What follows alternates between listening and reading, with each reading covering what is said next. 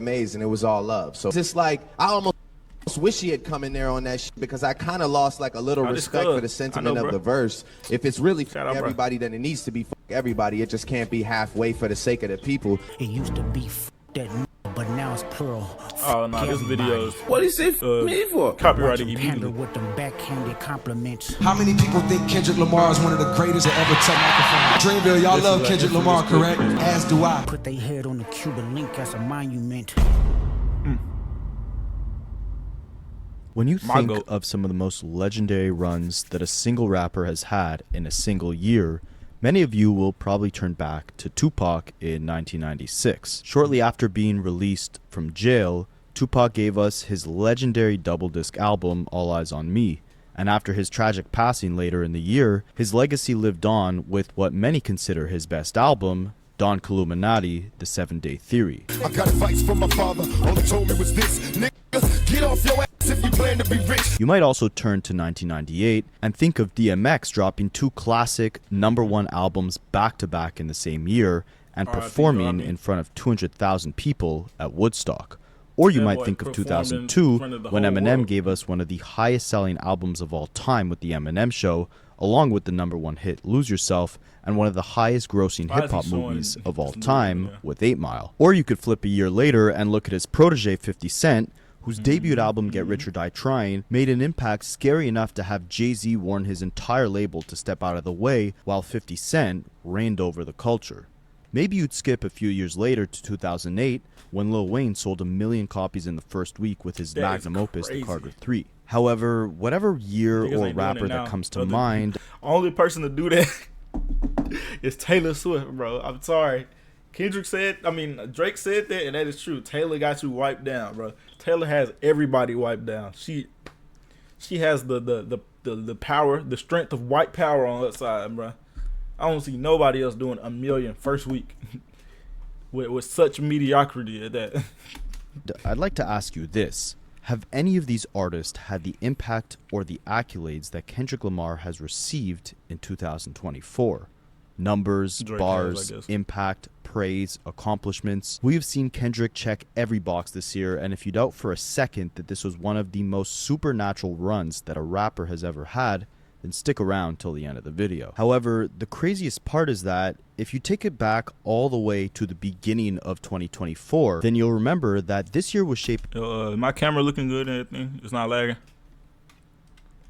Up to be one of Kendrick's quietest years yet. In fact, people anticipated his cousin Baby Keem's upcoming project more than they did the next Kendrick Lamar album. Bro, that nigga Baby Keem taking too long, bro. You was not at that status to be taking breaks that long, bro. Give us at least what? This is second album, I think, because the first one was a mixtape. Give us like 2 more, and then you could take a little 4-year break. Nah, not yet. See, in January 2024, we were approaching the second year that we hadn't heard from Kendrick since Mr. Morale. And given the long break that he took between Damn and Mr. Morale, many of us only assumed it might be even longer till we get the next Kendrick album this time around, given the fact... I know Kendrick ain't the most consistent. I love Gen X. I still listen to it like every other day. But I can't go... This can't be the only thing I get for another 4 years again. I'm gonna have some problems, bro. I know he got the real thing that he's sitting on that's about to, GNX was like putting the city on and all that. I need the Kendrick for real. I still loved it though. The fact that Mr. Morale showed us Kendrick had a lot of healing to do mentally and had grown comfortable in his spot in hip hop. And with that too, people talking about this is his worst album with Mr. Morale. Don't say nothing that around me, bro. The way I was playing that album, I was playing that joint like it just came out 2 years later. Still, like, one of my favorite albums, literally. Probably because, like, I like the topic. I like the whole topic of the album being, like, I choose me and stuff like that. It wasn't no, I'm coming for the game no more. Even though I do like that, it just, like, it was a new look at stuff after his last album. Just, like, completely was a different approach. Great album. Like, I ain't gonna rank it because I like them all. So ain't no point in ranking. I just like them all, and I love that one a lot. and the silence and peace that he now protects, even ending his song Savior, a song where he declared to the world that he is not indeed hip-hop's savior by rapping, and they like to wonder where I've been, protecting my soul in the valley of silence. So while Drake and J. Cole were giving us project after feature after hit record, arguing for who was the hottest MC, is it K. Dot, Aubrey, or Cole, who is the top guy in the big three, Kendrick was seemingly protecting his peace and privacy by dropping out of the battle for Best MC and instead battling to better his mental health. But to many people's surprise, we actually did hear from Kendrick very early on in the year. He previewed a brand new record at the Chanel show at Paris Fashion Week way back in January of 2024. This was the first time we heard from Kendrick since Mr. Morale and the Big Steppers in 2022, aside from a feature that he did on a Beyonce song in 2023, where he ironically foreshadowed a lot of 2024's events by rapping, "Truthfully, I be lying in my rap songs cause I always fail to mention that I'd slap homie. His career didn't come with no life insurance. Hope his day one fans got some facts on them." But now we're in January of 2024, and the energy that Kendrick came with on the record that he premiered at the Chanel fashion show was the farthest thing from aggressive. It featured Kendrick singing over jazzy, blues-fueled production, with the lyrics talking about Kendrick being held in a strange spiritual hold and feeling softened. The preview didn't do much to excite fans for new Kendrick music, with fans on Reddit saying that Kendrick sounds like he's only been awake for 5 minutes, or other fans defending the softer performance by saying,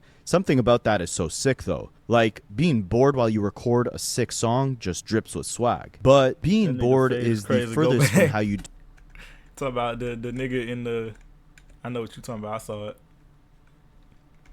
Mention that I'd slap homie. That is a, truthfully, I'd be lying in my rap songs because I always fail to mention that I'd slap. Oh my god.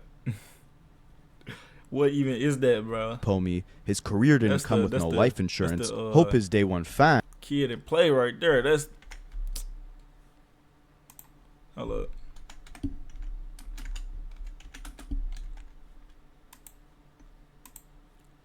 What's the one joint he had in that movie? That boy. That is atrocious, man. Got some facts on them. But now we're in January of 2024, and the energy that Kendrick came with on the record that he premiered at the Chanel fashion show was the farthest thing from aggressive. It featured Kendrick singing over jazzy, blues-fueled production, with the lyrics talking about Kendrick being held in a strange spiritual hold and feeling softened. The preview didn't do much to excite fans for new Kendrick music, with fans on Reddit describe previous Kendrick music. So with the softened spiritual hold that Kendrick described was encompassing him, and the vulnerability displayed on Mr. Morale, many fans were wondering what direction was Kendrick gonna go in next. Around the same time, Kendrick shared a selfie on Instagram, and just to give you guys a little bit of an idea of how the sentiment was over Kendrick Lamar in January of 2024, one fan commented on Kendrick's selfie saying, "Zero aura, and y'all trying to tell me he's a bigger artist than Cardi?" Okay. I think this is gayer than Kissing Man right here. I'm sorry. You know, notice the Cardi himself, but like, he's not paying you to defend him like this, bro. And y'all trying to tell me that he's a bigger artist than Cardi. That's not an opinion. Kendrick is literally just bigger. And I don't think, you know, Cardi confused y'all a little bit. Because the aura only does so much. And I'm still not talking about Cardi, but like, for some people think the aura is just everything. That is just promotion. The art is first, then it's the promotion. Nigga, Kendrick don't need no promotion. He literally didn't do no promotion. He just dropped that joint. Nothing, just dropped it. Number one of the week. Number one of the next 3 weeks, man. Why do you need aura 15, 20 years in the game? Not 20, I don't think he did. Like 15 years in the game. But the strangest comment came in February of 2024 under one of Joe Budden's YouTube videos. For whatever reason, way back in February of 2024, something made me screenshot this comment. It said, "Kendrick be chilling. J. Cole is amazing, but it's levels. Nobody wants Kendrick to act up again. enjoy the peace. And with this comment being made on February 28th, 2024, it gave the rap world exactly 22 days to continue living in that peace. Because on March 22nd, 2024, Future and Metro Boomin gave us this. This was the first time in over 10 years that it felt like hip-hop had its back against the wall. The only time that rappers were this shaken up before this was from Kendrick Lamar himself on his Control verse way back in 2013. But back then, he was simply calling out everyone in hip-hop, saying that when fans think of rap, he wants to be first on their list. But now, in 2024, it was clear that Kendrick had a vengeance for one very particular individual. On his 2023 collaboration with Beyonce, Kendrick rapped, "Beyonce, yes, America has a problem. Geeked up, choosing love, while they choose violence." But now in 2024, on this Future record, Kendrick raps, "My temperament bipolar, I choose violence." And this was obviously a response to Drake and J. Cole's song First Person Shooter, where they declare the big three being themselves and Kendrick, but also hinting at the fact that they're at the top of that big three list, with Drake and Cole doing the Spider-Man meme against each other, and Cole saying that he feels like Muhammad Ali. So it's no surprise that Cole got caught in the crossfires when he heard Kendrick rapped, "F the big three, is just big me." And I think along with Not Like Us, which we will touch on shortly, Like That will go down as one of the most impactful records of this generation, marking the return of a boogeyman ready for war and a symbol of hip-hop's savior emerging from his hideaway to reclaim the throne. The song instantly went #1, it shook up the entire rap game, and the craziest part is that Kendrick released this while Drake was still on tour, just wrapping up his segment with J. Cole, with Cole being replaced by Drake's mentor, Lil Wayne. The irony of all three of these rappers, each ending up with their own separate conflict with Kendrick this year, and his biggest rival, Drake, having to go out on stage night after night, pretending like this song had no effect on him. But it was obvious, seemingly from the beginning, that regardless of whether or not Drake thought he could beat Kendrick in a rap battle, the thought of what was to come had Drake shook. This is him leaving an after party the night that Like That dropped. Earphones in his ear, you could only imagine he's replaying that. Kudos to Drake, man. He did good. Except for that very last one, whatever it was. I think it was it? I forgot. Whatever the last track was. We were talking about that Epstein angle or something. Nah, buddy. But he did good. He did the best. You know, that was definitely the best he could have did. Kendrick hit him with that, and then hit him with that. He double tapped him. That verse great over job, and over man. again. And not a great job to J. Cole. Sorry. Either you're in it or you're not. Don't drop. You know, it would have been perfectly fine if he just never engaged, but then half engaged and then be like, "Nah, I don't know about that, man." Given the look on his face, I mean, that's the look you give when you just lost your dog or something. He looked. Drake, Wayne, I can get behind that. No argument here.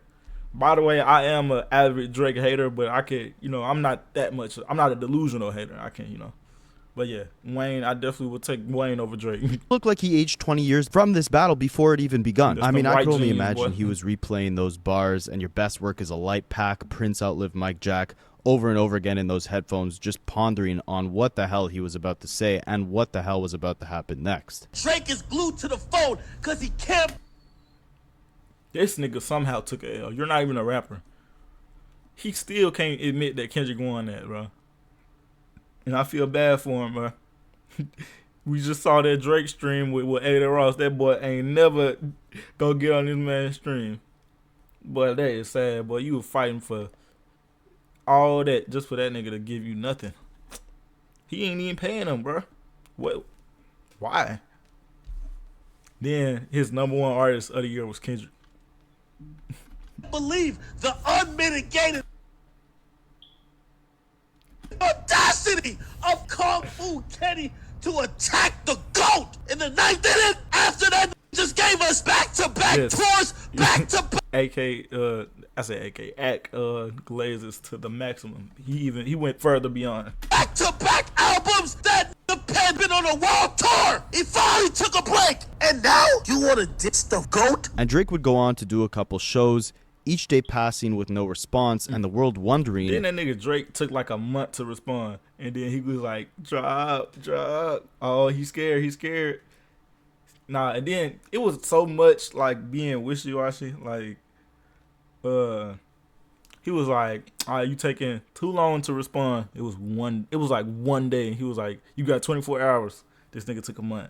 Then he was like, "You only make them free the slaves raps. You even make no hits." He dropped.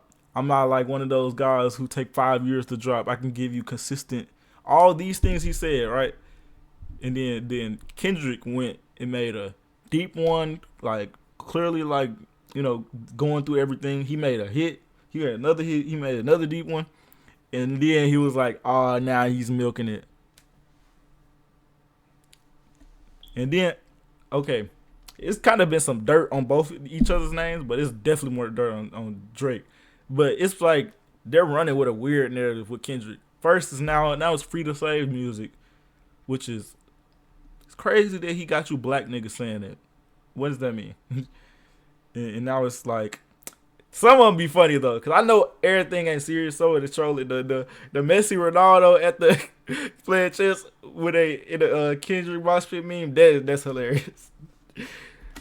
Was Drake gonna pull the trigger and officially kick off, for the first time since Jay-Z and Nas, a battle between hip-hop's two largest titans? And like Kendrick rapped on Hood Politics, where he reflected on his conversation with Jay-Z, saying, "I resolved inside that private hall while sitting down with Jay. He said it's funny how one verse can F up the game." That statement never held more weight than in March of 2024. Drake continued his tour, giving motivational speeches throughout it, saying that his back was straight, he's 10 toes down, he's ready for whatever. And meanwhile, to the world's surprise, Kendrick Lamar's former friend, Jermaine Cole, was really the first one to kick off this entire battle by dissing Kendrick Lamar all throughout his record 7-minute drill, and seemingly shifting the dynamics from being a 20v1 between Drake versus Kendrick, Metro, Future, The Weeknd, Rick Ross, A$AP Rocky, and more. Kendrick was now on the defense, having to go up against two of hip-hop's biggest players with Drake and J. Cole. But looking back on like that, it makes you question, was it Kendrick's intention all along to have J. Cole be dragged into this beef? And how many stocks did he really have in stock for J. Cole? On 7-minute drill, Cole dissed Kendrick's entire catalog,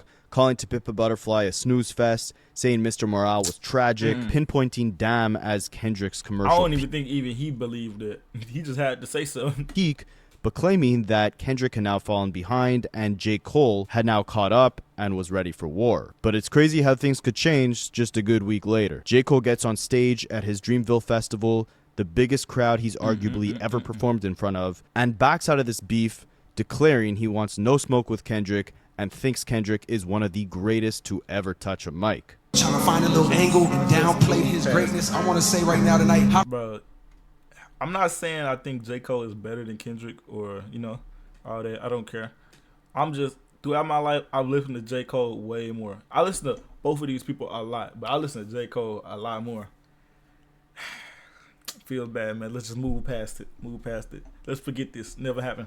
It was just Kendrick embarrassing Drake. J. Cole never even said nothing. how many people think Kendrick Lamar is one of the greatest to ever touch microphone? I ain't got the best shot to take Moves and what you do. It's love. Now, I know that this video is meant to highlight Kendrick's moves and music from this year, but at this point in the story, we're only in April. Kendrick has only released a 40-second verse and has already had one of the biggest rappers of this generation pull a move we've never seen in hip-hop before by backing out of this battle with Kendrick and apologizing to him on a public stage. And now it was Drake's turn. He was all alone. All eyes were on him. We're now in April of 2024, and on the afternoon of April 19th, we finally get Drake's first official response with push-ups. From the very moment that Kendrick released Like That, I had been questioning, what did Drake truly stand to gain by even participating in this beef? He could have pretended like that verse was nothing but a desperate cry from Kendrick to pick a fight for no reason. And yeah, he would have looked like a sensitive rapper,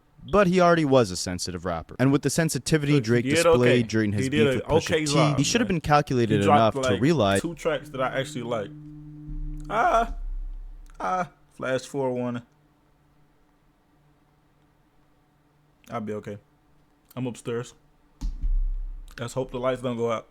is that he could not afford for similar events to transpire for a second time around, especially with a much more globally renowned tactical rapper like Kendrick. And besides, if Drake did come out swinging, what was he going to say to Kendrick that would grant him the unanimous win from the culture? Could he throw out the fact that he brought Kendrick on his first arena tour, or the fact that Kendrick spent the last 7 years in therapy, working on himself, healing, only to come out earlier this year in 2024 seemingly on a more violent, destructive path than ever before? And with that being the case, what healing did Kendrick really do throughout those years that warranted a 5-year hiatus in silence? But instead of that, Drake chose to go the route of distracting everyone from him versus Kendrick and turning it into a 20v1. He went at Future, Rick Ross, Metro, The Weeknd, and his bars against Kendrick simply fell flat, poking fun at Kendrick's short stature, or the fact that his label took 50% of the profits of his record sales, even though Birdman probably took a lot more of Drake's profits, and Drake is now engulfed in a legal battle between his record label UMG. Yeah. Or he tried comparing Kendrick's success and impact to that of SZA, Travis Scott, and 21 Savage, stating that Kendrick isn't in the big three because all three of the aforementioned names have him quote-unquote wiped down. Regardless, this Push-Ups track and the Tailor-Made track that quickly followed were seemingly enough to keep Kendrick in hiding for the next 17 days. Kendrick on the clock. Kendrick is Nigga, X is just the first one to hop on, bro. And this whole part was so stupid. Kendrick is on the clock, but Drake's response was a month later. All the way on the clock. Bro, I remember. Hold on, wait. The boogeyman's coming. Which boogeyman? There's only one boogeyman. I hear this whole, you're on the clock, you're on the clock, you're on the clock. Now, neither one of them is going to make me look at somebody away because they're taking their time. Drake did what he had to do, and it looks like he's continuing to do it even with the bots game he's playing. And Kendrick is playing Silent Assassin, Kung Fu Kenny games. Joe Budden know a little something. Okay, it's happening. Everybody calm. Bro, I remember when it's dropped, bro, and I'm mad I couldn't stream it, bro. I had my setup, but it wasn't good enough. Bro, I was walking from class. I think it was like Tuesday. Man, I saw that notification, Kendrick Lamar Euphoria. I had to rush to my room, bro, and listen to it. Man, bro, that was legendary. What's the procedure? Day 17, he rose. He showed a pulse. It took me 17 days to figure the Drake out like Kendrick Lamar. Hey, yo,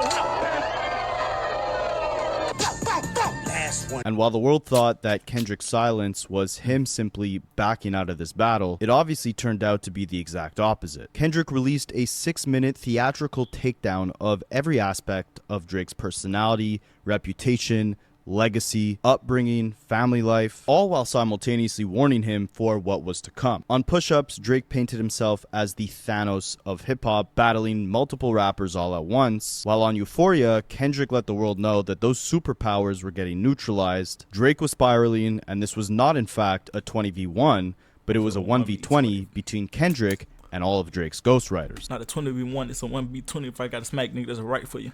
Bro, my GOAT.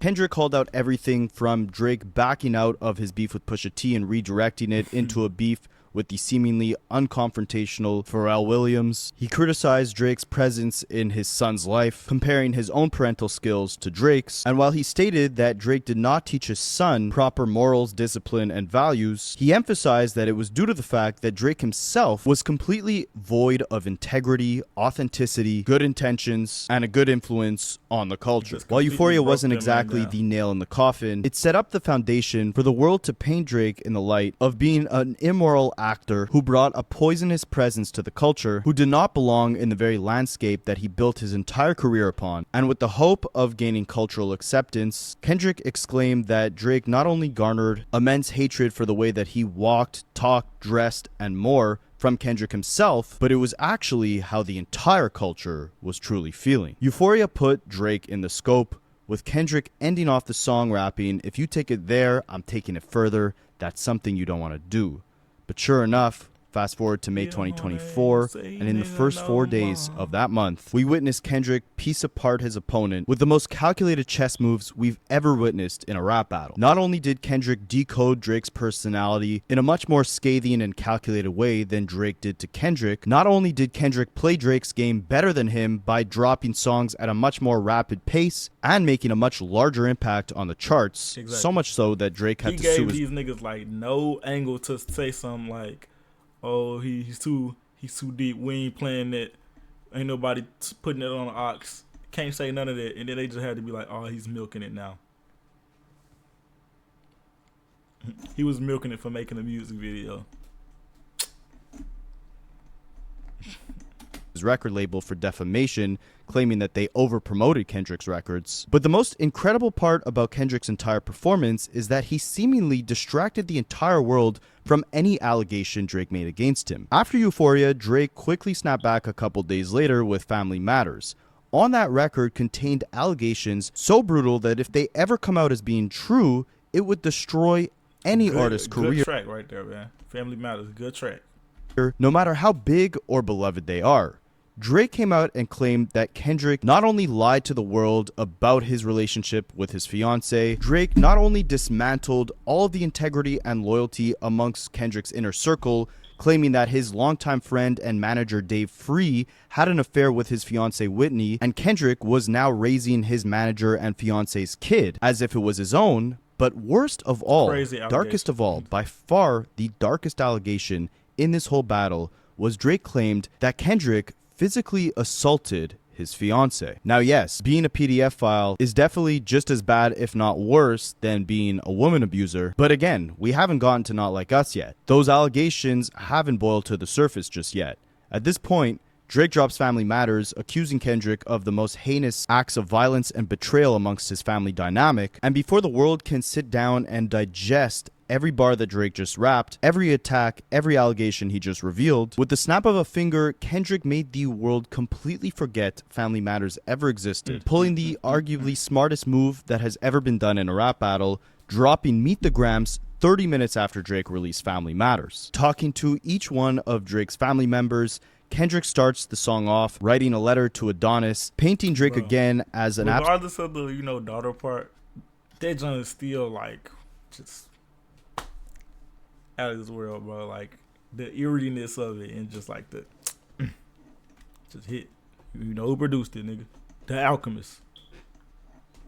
Absent father who does not teach his son the proper values of a man, and instead offering to be Adonis's role model due to the fact that Drake is distracted from raising his son and distracted by the toxicity of being a famous pop star, engaging in the escort business, code switching, abusing substances, mistreating Adonis's mother, and taking disrespect throughout his entire career. Then he speaks to both Drake's mother and father, painting Drake in an even more brutal light, accusing him of being the hip-hop Harvey Weinstein, hypersexualizing black women, the very audience that made up the largest segment of Drake's early fan base, keeping S-offenders on his payroll, being a predator, a manipulator, and such a horrible person that Drake's parents should regret ever even conceiving him. Now, I will give Drake this. In my opinion, the one false step that Kendrick took throughout this entire battle was on the third verse of Meet the Grams, where he pens a letter to Drake's alleged 11-year-old daughter, who Kendrick claimed Drake was hiding, like his son, from the entire world. Now, I say this was a false step for two reasons. Number one,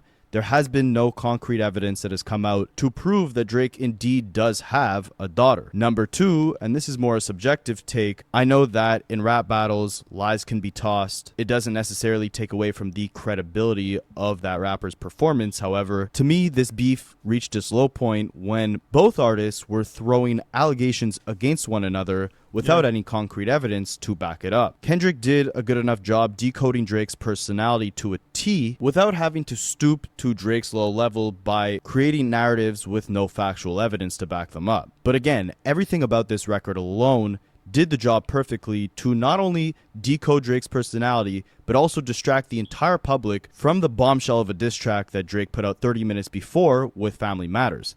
Everything from the artwork of Meet the Grams with the Ozempic pills and all of the leaked alleged personal belongings of Drake that were featured on that cover, to the incredible structure of that record, with each verse being a personal letter from Kendrick to one of Drake's family matters, where he addresses their dynamic with Drake specifically, while simultaneously critiquing every flaw in Drake and his relationship with them. This was more than enough to make every single person watching this beef carefully quickly stop what they were doing and sit with this record in absolute shock and horror, and witness Kendrick pick every ounce of Drake's personality apart, menacingly painting him as this irredeemable figure with flaws as shameful as being a degenerate, alcoholic, gambling addict, to as brutal as being a predatory, surgically enhanced, perverted, absent father who not only failed to raise his son and mistreated his son's mother, but simultaneously hid a daughter from the entire world for 11 years. Whether that was true or not,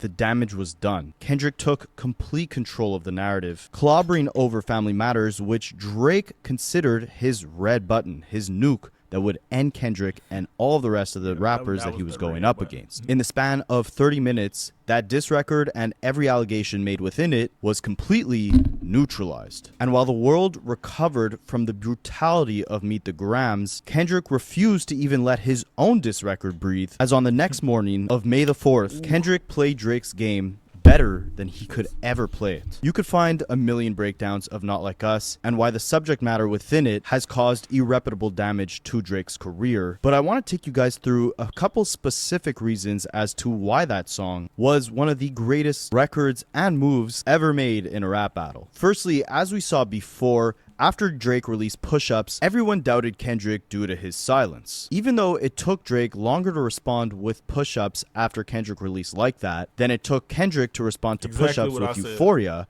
Like That to Push Ups was 22 days, Push Ups to Euphoria was only 17. Maybe because of the prior long leap of silence Kendrick took between Damn and Mr. Morale, many people took Kendrick's silence between Push Ups and Euphoria for weakness. I don't know. I don't think Kendrick's cooking up. It don't take him 3-4 weeks. I think that's over. It don't take 3 or 4 weeks. Also possibly due to the new precedent that Drake set in his beef with Meek Mill, where he went back to back. The internet now concocted this narrative that rappers had to be on some sort of time clock during a rap battle. It's like they forgot that Ether and Takeover were released months in between each other. But because of how quickly Drake came with back-to-back, it was no longer about how poignant your diss records were, but instead about how quickly you could concoct them. And with that being the narrative before Euphoria, after Not Like Us, Drake and all of his minions were begging Kendrick to quit.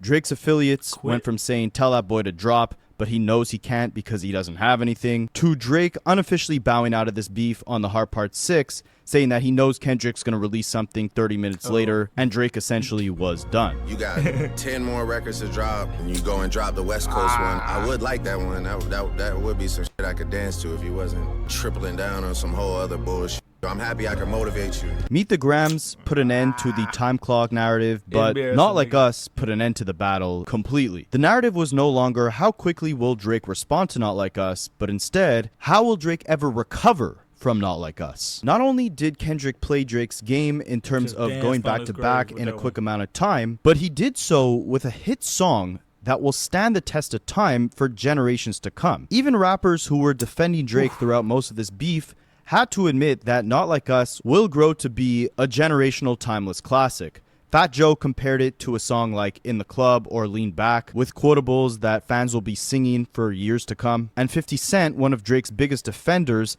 justified Drake's lawsuit by stating that Drake needs to do whatever he can in his power to stop Not Like Us from being performed on a stage as big as the Super Bowl and introducing a record that catchy to an even wider global audience. We already went through in this video a lot of the ways that Kendrick picked apart Drake's character, a lot of which were further exemplified and emphasized on Not Like Us, with Kendrick devoting an entire verse to Drake code switching and colonizing when he runs to Atlanta in search of a few dollars, or his predatory tendencies and maltreatment of women by obviously accusing him of being a PDF file and also mistreating women like Serena Williams. But what made these personal attacks against Drake that much more poignant, harsher, reputation damaging, and memorable was not the fact that Kendrick was saying anything new on Not Like Us that he didn't already say on Euphoria or Meet the Grams. It was because of the fact that on Not Like Us, every diss was quotable. When you think of that song, you think of trying to strike a chord, but it's probably A minor. You think of Certified Lover Boy, Certified PDF File. You think of the ending where he chants Freaky Guy, he has 69 God, or OV Ho. Those are the lyrics that Pat Joe emphasized are quotable enough that people will be singing them for years to come. The same way people sing Go Shawty It's Your Birthday off of 50 Cents in the Club, they're now going to be singing Let Me Hear You Say OV Ho. You look like Drake. I feel like a mule. I feel like one. Not cell block one. So let's go cell block one. I'm getting off of here because at the end of the day, you look like Drake. It was the... Okay. That's it. I ain't gonna watch the whole thing. But yeah. Kendrick won. That's all.